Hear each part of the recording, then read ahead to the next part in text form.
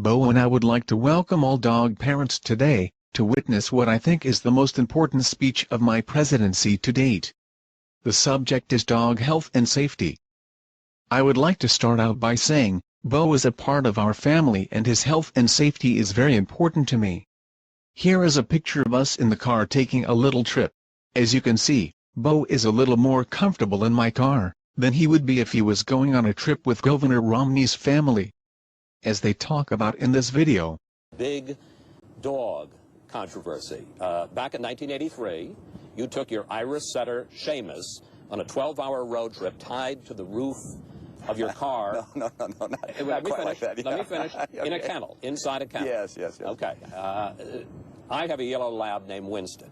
I would no sooner put him in a kennel on the roof of my car than I would one of my children. Question. What were you thinking? This is a completely airtight kennel and mounted on the top of our car. He climbed up there regularly, enjoyed himself. He was in a kennel at home a great deal of time as well. We loved the dog.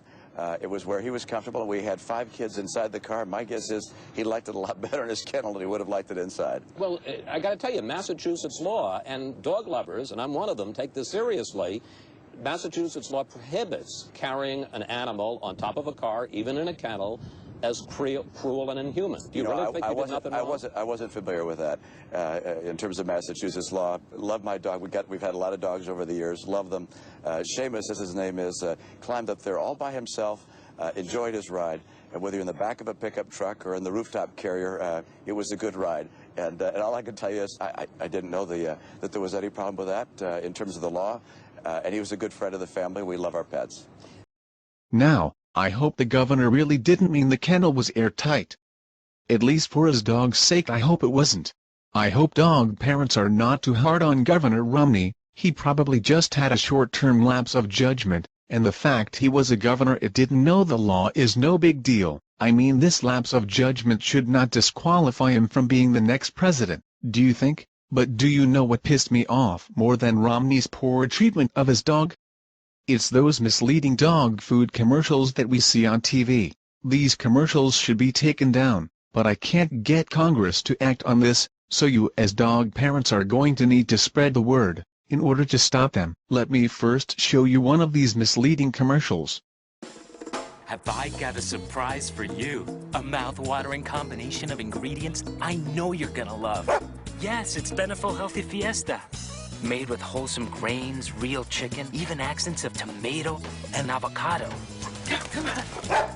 Gotta love the protein for muscles and omega-rich nutrition for that shiny coat. Ever think healthy could taste so good? Beneful Healthy Fiesta. Another healthful, flavorful Beneful. I have a chart on the wall behind me, and let's look to see how misleading this commercial is. They said this dog food has fresh vegetables, real chicken, and they even mentioned avocado. But were they telling us the truth? Before we get started, you need to understand that the ingredients are listed by weight, before processing. So the tomatoes and avocado they seemed excited to mention are, actually ingredient number 19 and 20. You can see on the chart, that there is more sugar and salt in this formula, than there is tomatoes and avocado. As far as real chicken goes, it is listed as ingredient number 7, but what you need to know about this is, the chicken, before processing is about 85% water. This means that during processing it will lose all that water weight, and would really show up a lot lower on the list. It should be listed as number 1 to make any difference. In this formula, so did they lie to us? No, it's more like a Republican political ad, where they just tell half-truths that when you look at the whole story means much less. Let's take a look at what this dog food really is. The first ingredient is ground yellow corn. A corn makes any pet food you find it in less expensive to produce. The primary ingredient in this food is corn. Corn is a difficult to digest grain of limited value in dog food, and which is also commonly associated with food allergies. The second ingredient is chicken byproduct meal, and this is the leftovers from the chicken processing plant, after they take out the good stuff for human foods. This would include parts like the chicken's beaks, feet, head, a few feathers, and just about anything that they can't use in human food. Corn gluten meal, next on the ingredient list, is also low quality. This is defined as that part of the commercial shelled corn that remains after the extraction of the large portion of the starch, gluten, and termite the processes employed in the wet milling manufacture of cornstarch or syrup. Next listed, wheat flour is a further low-quality ingredient. In dog food products, this is commonly a byproduct of human food production, sometimes called floor sweepings, and the last one I want to talk about is animal fat. It is an ingredient of unidentified origin for which it is impossible to determine species, source or quality. Unidentified ingredients are usually very low quality.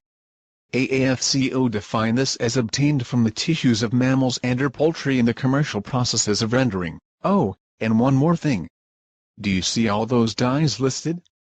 They are put into the food so that it looks good to you, and adds no value for your dog. There is no excuse for adding artificial colorings to dog food products, so do you see why I got so pissed off about this dog food? The food is nothing like the commercial and is not healthy for our dogs like they want you to believe. I cannot stop these commercials, because stretching the truth is the American way of promoting a less than quality product, but Bo and I can get on TV like this and help spread the word. Now it is up to all dog parents to do the same.